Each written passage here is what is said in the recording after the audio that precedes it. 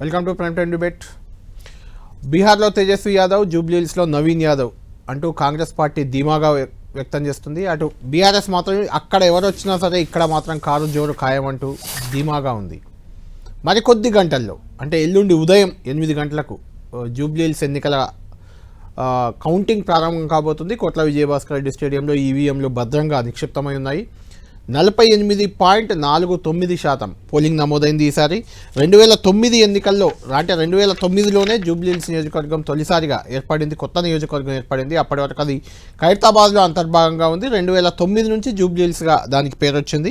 2009లో 52.76, 2014లో 50.18, అక్కడి నుంచి తగ్గుకుంటూ వచ్చింది. 2018లో 45.59 మాత్రమే పోలింగ్ శాతం నమోదైంది. 2023లో 47.58 పోలింగ్ శాతం అయితే ఈసారి స్వల్పంగా పెరిగింది, దాదాపు 1% మాత్రమే పెరిగింది. 2025లో 48.49, 6 గంటల తర్వాత క్యూ లైన్లో ఉన్న అందరి పర్సంటేజ్ లెక్క వేసి చెప్తే 48.49 మాత్రమే వచ్చింది. అంటే 50%, 60% అవుతుంది. ఉప ఎన్నిక కాబట్టి పెరిగే అవకాశం ఉంది. ఇలాంటి అంచనాలన్నీ పటాపంచలు చేశారు జూబ్లీహిల్స్ ఓటర్లు. ఎప్పట్లాగే ఇంటికే పరిమితమయ్యారు చాలా వరకు. ఎన్నికల సంఘం అధికారులు కూడా టోటల్లీ వాళ్ళ ప్రయత్నాలు ఏవి ఫలించలేదు. ఎంత ఓటింగ్ కావాలో అంతే అయింది. ఎన్నికల సంఘం అధికారులు చేసింది కూడా ఏం లేదు, రాజకీయ పార్టీలు చేసింది కూడా ఇందులో ఏం కనిపించట్లేదు.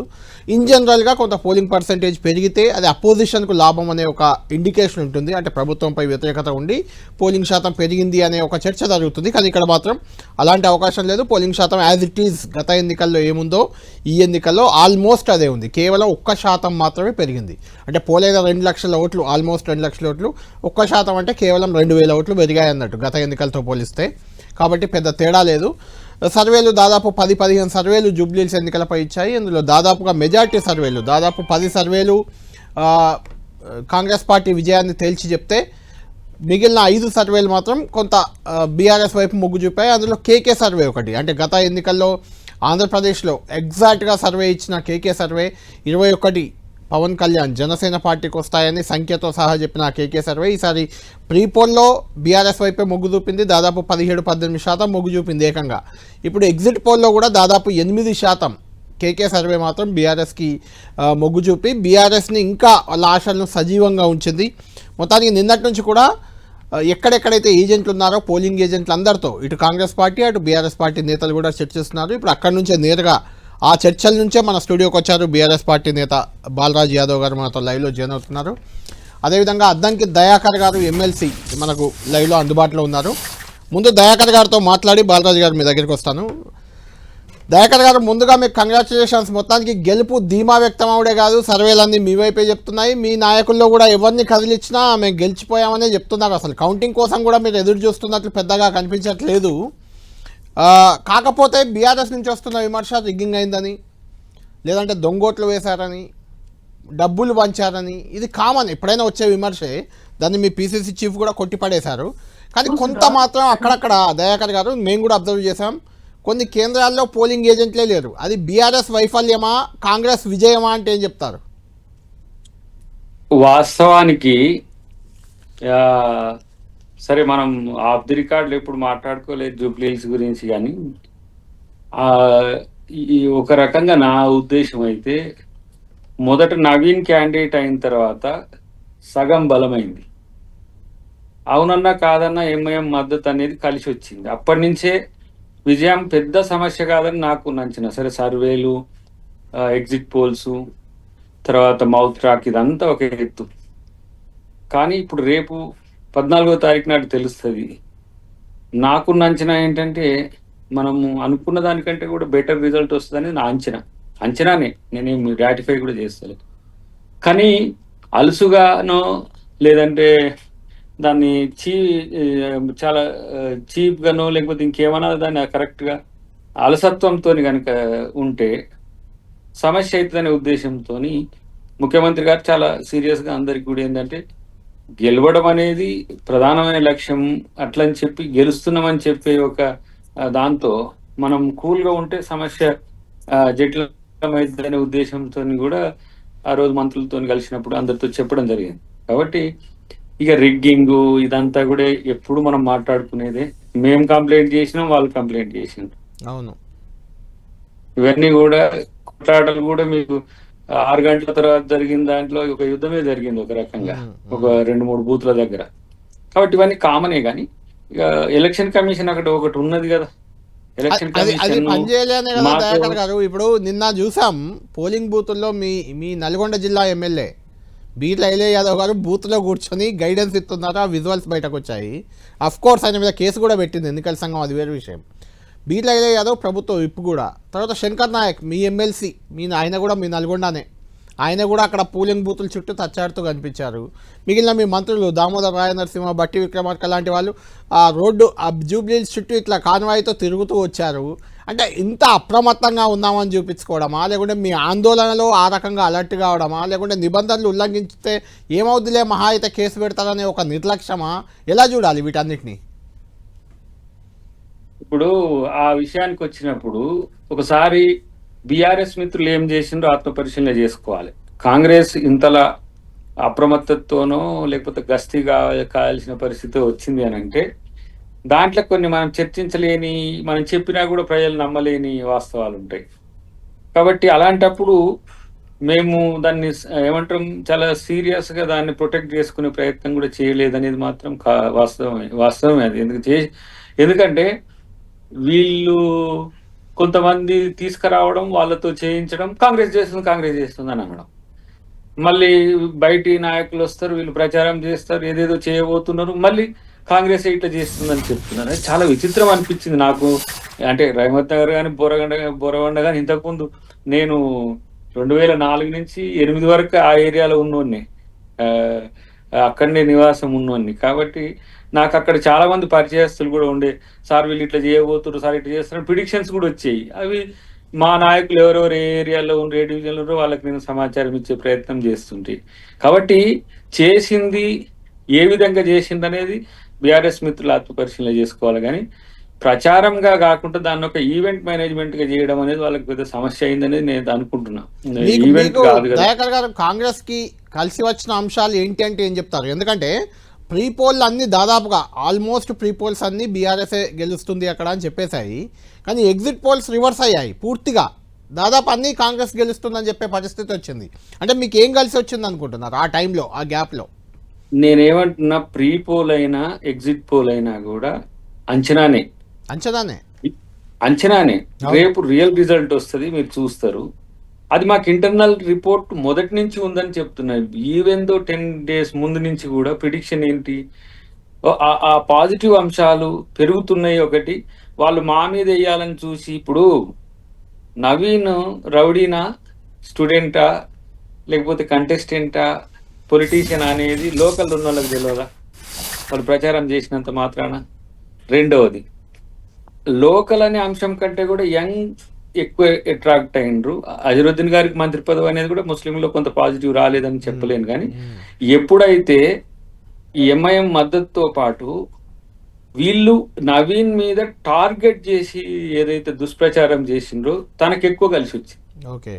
పామాంతం మనోనికి టీఆర్పీ పెంచిందని నాకున్న అంచనా. నేను ఇప్పుడు పొద్దుగాల వీళ్ళను ఎలక్షన్ అయిపోయిన తర్వాత కొంతమంది వాకింగ్లు అక్కడ ఇక్కడ కలుస్తారు కదా మనోళ్ళు, మౌత్ ట్రాక్ చెప్తున్నా నేను, అయిపోయింది మంచిగా అయిపోయింది, గెలుస్తున్నారు, కంగ్రాట్స్ అని చెప్తున్నారు మీరు చెప్పినట్టే. కానీ నేను 15వ తారీఖు వరకు చూస్తాం మేము, ఎందుకు 14వ తారీఖు వరకు చూస్తాం, రేపు 14వ తారీఖు 1 వరకు తెలుస్తుంది. కాబట్టి అప్పుడు దాన్ని మనం మాట్లాడుకుంటే ఇంకా కొన్ని ఏమేమి జరిగినాయో అప్పుడు కూలంకుశంగా చర్చించవచ్చు అని నా అభిప్రాయం. రైట్. బాలరాజు గారు, కాంగ్రెస్ కలిసి వచ్చిన అంశాలు ఏంటో దయాకర్ గారు చెప్తున్నారు. మీకు ప్రీ పోల్లో మీ వైపు ఉన్న అంటే అభ్యర్థి, మీరు మొదటి నుంచి ఆమెనే అభ్యర్థిగా సునీత గారిని తీసుకున్నారు, ప్రకటించారు, ప్రచారంలో కూడా దిగిపోయారు.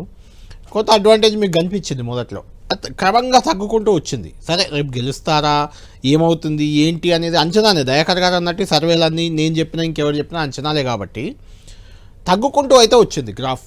ఎందుకు, కారణాలు ఏంటంటే ఏం చెప్తారు?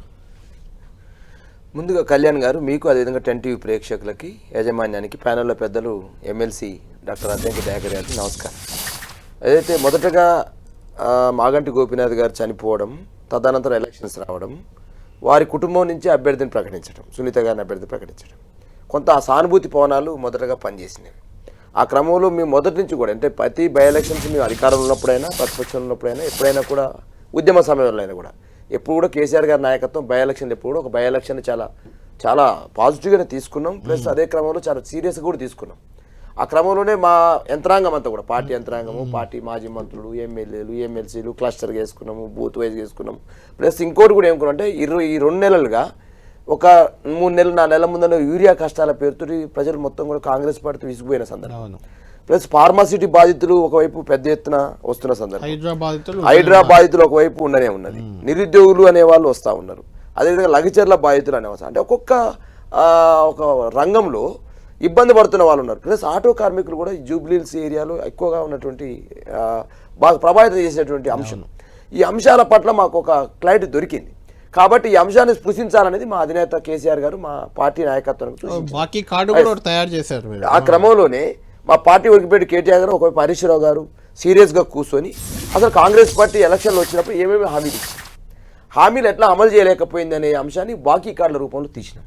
ఆ బాకీ కార్డులో చూసుకుంటే ఆటో కార్మికులకు బాకీ ఉన్నది, అదేవిధంగా పేద ముస్లింలకు బాకీ ఉన్నది, పేద వృద్ధులకు బాకీ ఉన్నది, నిరుద్యోగులకు బాకీ ఉన్నది. ఒక్కొక్కటి తీసుకుంటూ పోతే తులం బంగారు రూపంలో బాకీ ఉంది. ఇవన్నీ కొన్ని అంశాలు తీసినాం. వాటి పేరుతో మేము మొదటగా ఇంటిళ్ళకి వెళ్ళాం.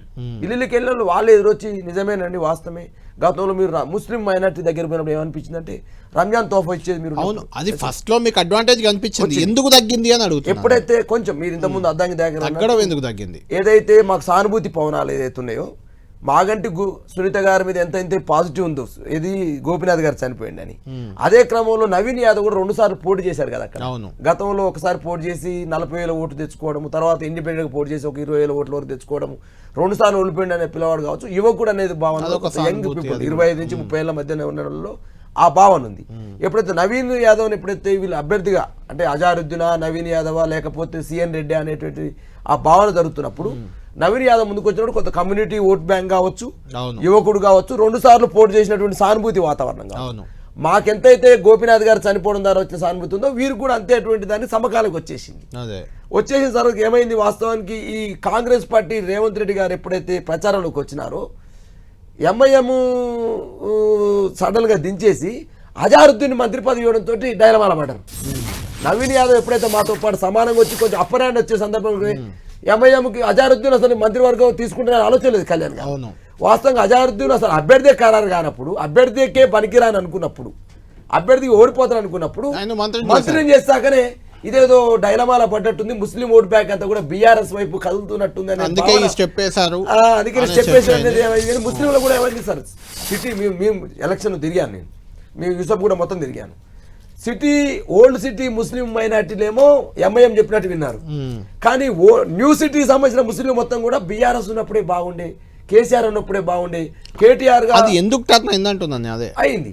ఎప్పుడైతే అజారుద్దీన్ పెట్టుకొని శుక్రవారం నాడు చూడండి, మీరు ఎంత లాజిక్ గా మీరు ఇవాళ మత రాజకీయాలు చేయం, మేము మైనార్టీ ఓట్ల కోసం మేము మాట్లాడుతున్న కాంగ్రెస్ పార్టీ శుక్రవారం రోజు మంత్రిగా అజారుద్దీన్ ప్రమాణ స్వీకారం చేస్తే ముస్లిం మైనార్టీలకు సంబంధించి ఓట్ బ్యాంక్ కోసం ప్రయత్నం చేసే క్రమంలో ముస్లింలు వినని పరిస్థితి. మేము ఎందుకు వినాలి, మేము అరే కేసీఆర్ బాగా చేసింది కదా, అరే కేసీఆర్ నోడు బాగున్నాయని మాకు ఓటు వేసే పరిస్థితికి వచ్చారు. అజారుద్దీన్ పెట్టినా పనిచేసే పరిస్థితి లేదు. ఏకంగా ఎంఐఎం సంబంధించి బీహార్లో పోటీ చేసుకొని వాళ్ళు ఇక్కడ వచ్చే ప్రచారం చేసే పరిస్థితి లేదు.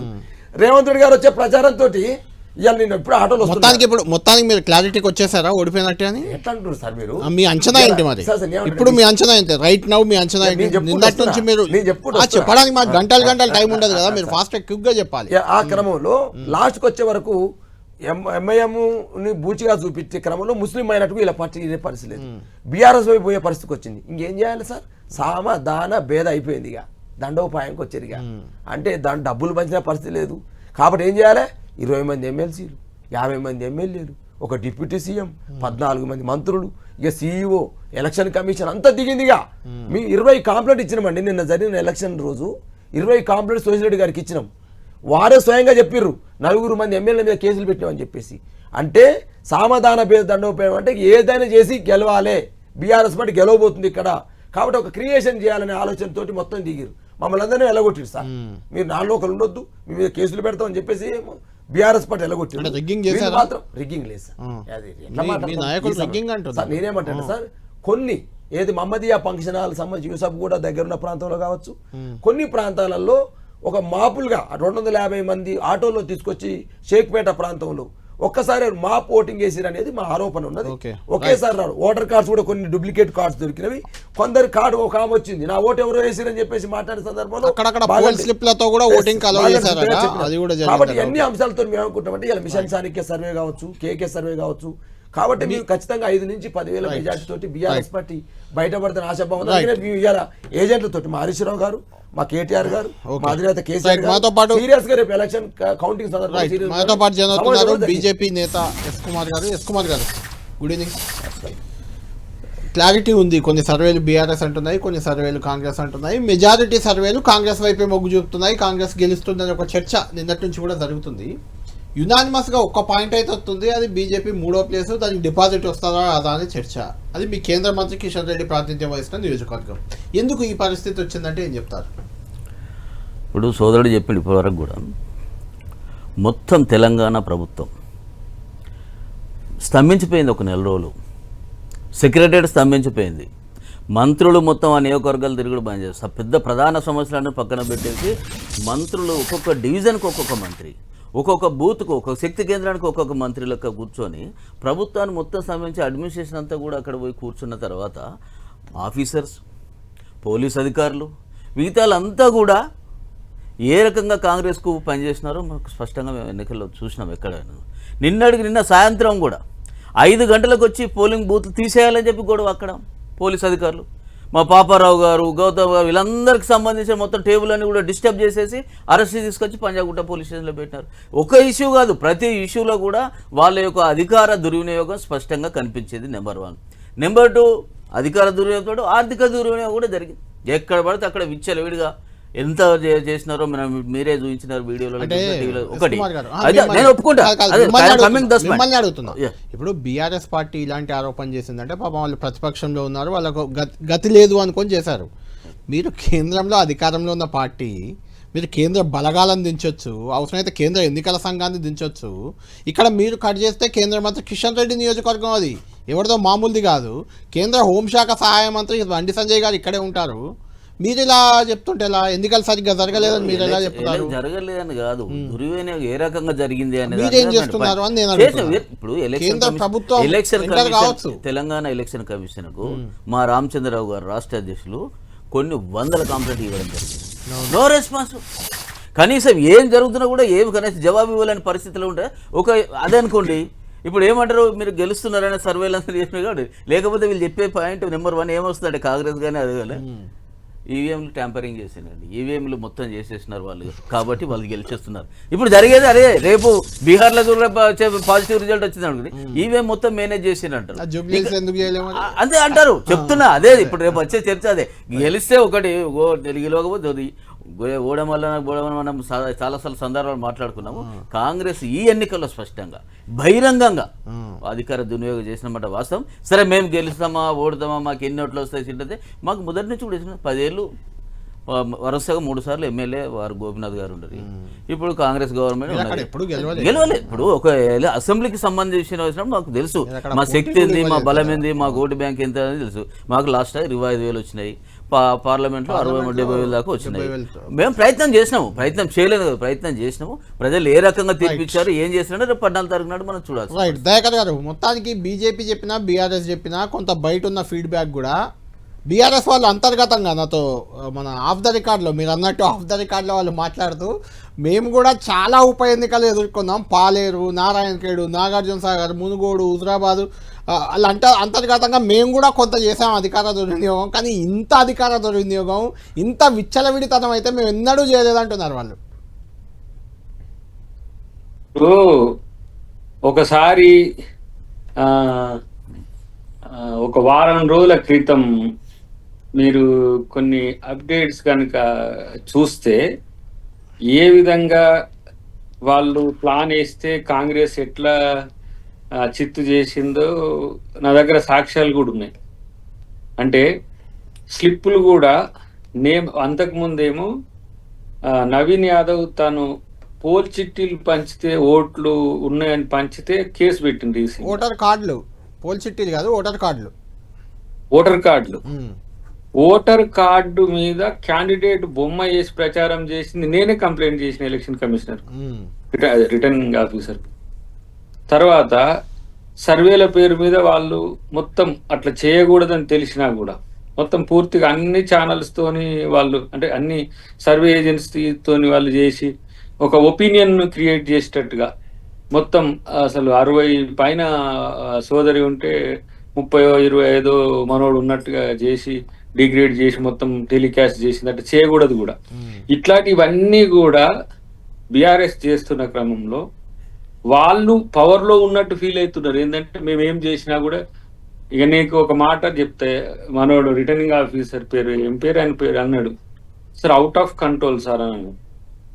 వాళ్ళు అవుట్ ఆఫ్ కంట్రోల్ ఎట్లా ఈవెంట్ షోలు చేసిండ్రో అట్ని కాస్ట్ అంతా కనుక చేస్తే మీరు ఒకసారి కేటీఆర్ పెట్టిన షోలు గట్రా చూస్తే ఒక ముఖ్యమంత్రి స్థాయి వ్యక్తి అక్కడ ర్యాలీలు తీస్తే ఎట్లా ఉన్నదో ర్యాలీ లెక్క ఉందా, ఈవెంట్ మేనేజ్మెంట్ లెక్క ఉందా చూడండి.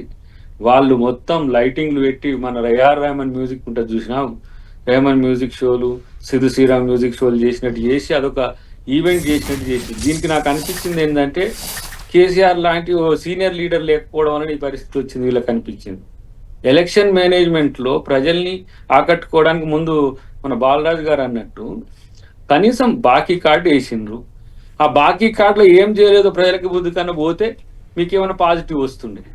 అది కాకుండా నవీన్ యాదవ్ మీద వ్యక్తిగత దూషణ అంటే వాళ్ళ వైఫల్యంతోనే ఓడిపోతున్నారంటారా, వాళ్ళ ప్రచార వైఫల్యమే దెబ్బకొట్టి స్ట్రాటజీ వరస్ట్ గా. ఇప్పుడు అసలు నిజంగా ప్రభుత్వం చేస్తున్న ఇప్పుడు మేము ప్రభుత్వం వారు ప్రతిపక్షంగా ఉన్నారు, బీజేపీ అధికార పక్షంలో ఉన్న అక్కడ ప్రతిపక్ష హోదాలోనే పోటీ చేసింది. సరే కిషన్ రెడ్డి గారి కాన్స్టిట్యున్సీ అది, ఆయన కేంద్ర మంత్రి, గతంలో కేంద్ర మంత్రి, ఆయన నేను జూబ్లీహిల్స్ కి ఏం చేసిన అని చెప్పుకొని చేయొచ్చు. లేకపోతే కేటీఆర్ గారు మాగంటి గోపినాథ్ గారు ఏం చేసిండ్రో చెప్పి ఓట్లు అడగొచ్చు. లేదంటే ఇచ్చిన హామీల అంశంలో కాంగ్రెస్ ఏ విధంగా మోసం చేసి అసలు ఏమీ చేయలేదని బట్టి ఆటో డ్రైవర్లు ముందుకు తెచ్చి అంటే వాళ్ళు బస్సు ఫ్రీ బస్సు మహిళలకు ఇవ్వడము తప్పు అని చెప్పి తీర్మానం చేయమంటే చేయరు. 200 యూనిట్లు మేము ఇస్తాము అని అనేది ప్రతి ఒక్క పేద ఇంటికి గుడిసెకు 200 యూనిట్లు ఫ్రీ ఇస్తున్నాం కదా. సన్న బియ్యం అనేది వాళ్ళు తింటున్నది కదా. దయాకర్ గారు మీరే చెప్పండి, అధికార దుర్వినియోగం అసలే జరగలేదు, ₹1 ఓటర్కు ఇవ్వలేదు అని దయాకర్ చెప్పగలరా? అది వాళ్ళని కూడా అడుగు, వాళ్ళని కూడా అడుగుతా. ఇప్పుడు పర్మిషన్లు ఇచ్చి క్యాన్సిల్ చేస్తారు, సభలకు పర్మిషన్లు ఇచ్చి క్యాన్సిల్ చేస్తారు. అది అధికార దుర్వినియోగం కాదు. ఇట్లా కాదు. ఒక మాట నేనంటే ఇట్లాంటివి మాట్లాడినప్పుడు నా క్రెడిబుల్ కూడా క్రైసిస్ లో పడుతుంది. ఎప్పుడైనా రాజకీయ పక్షంగా రాజకీయ పార్టీలు ఏం చేస్తుందో కాంగ్రెస్ పార్టీ అది చేస్తుంది. మేము కూడా ధర్మసత్రం కాదు. కాబట్టి ఆ విషయంలో బొంతల కూర్చొని బొంతల బువ్వ పెట్టుకొని తినుకుంటా ఎంట్రుకలు వచ్చినాయి అంటే బొంతే గొర్రెబొచ్చుతో చేస్తాం.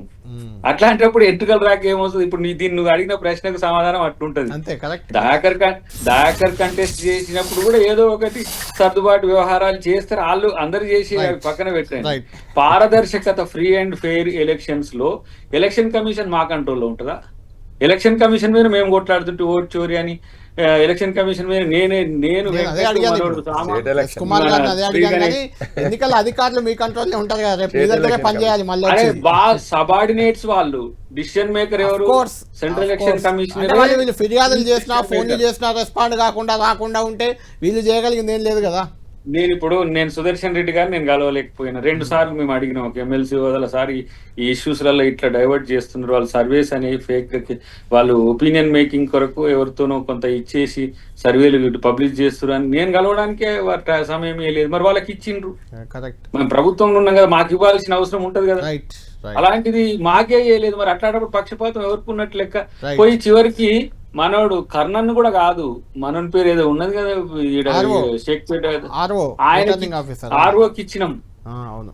అంటే జిహెచ్ఎంసి కమిషనర్ కూడా కలవలేకపోయినాం. ఎందుకంటే సార్ మీరు కంప్లైంట్ చేయాల్సింది క్షేత్రం అది అంటే నేను అది ఈవీఎం మిషన్లు టెస్టింగ్ రోజు పోయి ఇచ్చిన మీరు చూస్తే మేము కూడా కొట్లాడినాం. బాస్ మా వైపు ఏదో ఎలక్షన్ కమిషన్ ఉంది, అది అధికార దుర్వినియోగం చేసిందని అంటే మేమే కొట్లాడుతున్నాం కదా. రైట్. బాలరాజు గారు, మీరు చేసిన రోజులు అన్ని కరెక్ట్ అనిపించాయి. ఇప్పుడు మీ వరకు వచ్చేసరికి ఇబ్బందిగా ఉందా? ఎన్నిక చూస్తే ఏమనిపించింది? అద్దంకి లాంటి మనసు చెప్పలేడు కొన్ని అంశాలు, కానీ వాస్తవంగా ఎందుకంటే చదువుకున్నవాడు కాబట్టి, కొంత ఉద్యమంలో ఉన్నాడు కాబట్టి కాంగ్రెస్ పార్టీ చేసిన పనులు చెప్పలేడు. మేమన్నా కొన్ని చెప్తే ఇంటే సంతోషము. అన్న ఏందన్నా మీ ఎమ్మెల్యేలు ఎంత ప్రచారం చేసిరో చూసినాము, ఉండొద్దని చెప్పింది మీరే కన్నా. Election commission, state election commission under control of the state government. మీరే చెప్పారు ఓవర్ ఉండొద్దని. ఎట్లుంటారు సార్? 2 పాయింట్లు. సీఎం 2 రోజులు రాని పరిస్థితి సార్ ప్రచారానికి. సీఎం వస్తే ఓట్లు పోయే పరిస్థితికి వచ్చింది. ఇంకోటి కూడా పాపం బండి సంజయ్ గుడ్ ఫ్రెండ్ అయిపోయిండు రేవంత్ రెడ్డికి. పాపం మైనార్టీ ఓట్లు ఎప్పుడైతే మాకు మలుతున్నాయో వచ్చిండు, బొట్ట అన్నాడు, టోపీ అన్నాడు, మొలతాడన్నాడు, రామచంద్ర కుమారన్న చెప్పాలి. బండి సంజయ్ ఎంత దోస్తానం ఉందో నాకు ఫ్రెండ్.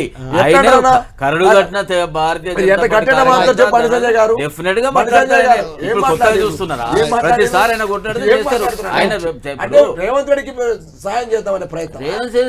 మా పార్టీ సాయం చేస్తారు, మా పార్టీ ఓట్లు ఒక పార్టీకి అట్లా చాలా థ్యాంక్ యూ బాలరాజు గారు, థ్యాంక్ యూ కుమార్ గారు, థ్యాంక్ యూ అద్దంకి దయాకర్ గారు. చూడాలి మరికొద్ది గంటల్లో దీనికి సంబంధించిన క్లారిటీ. ఎల్లుండి ఉదయం 8 గంటల కంటే దాదాపు 12 గంటల వరకు క్లారిటీ వచ్చే అవకాశం ఉంది. ఎవరు గెలవబోతున్నారు, ఎవరు గెలుస్తారు. బీజేపీకి మెయిన్గా ఇప్పుడు అందరిపై ఫోకస్ ఉంది. బీజేపీకి డిపాజిట్ వస్తుందా రాదా, ఇది ఒక చర్చ, ప్రధాన చర్చగా ఉంది. ఎందుకంటే రాబోయేది మా ప్రభుత్వమే అంటూ బీజేపీ చాలా ధీమాగా కొద్ది రోజుల నుంచి కనిపిస్తుంది. మన ధీమాకు జూబ్లీహిల్స్ ఓటర్లు ఏ రకంగా సమాధానం చెప్తారు, కాంగ్రెస్ పార్టీని మరింత బలోపేతం చేసే దిశగా కాంగ్రెస్ ప్రభుత్వాన్ని వాళ్ళ నిర్ణయం ఉంటుందా, లేదంటే కాంగ్రెస్కి కొంచెం సురుకు తలిగేలా బీఆర్ఎస్ వైపు ఏమైనా మొగ్గు చూపుతారా, ఏం జరగబోతుంది అనేది మనం వేచి చూద్దాం. ఎల్లుండి 12-1 గంట వరకు దీనికి సంబంధించిన క్లారిటీ వచ్చే అవకాశం ఉంది. అయితే పార్టీలు మాత్రం ఇప్పటికే ఒక అంచనాకు వచ్చేసాయి. బయటకు ఏం చెప్పినా లోపల ఒక అంచనాకు మాత్రం అన్ని పార్టీలు వచ్చేసాయి. ఇది ప్రైమ్ టైం డిబేట్.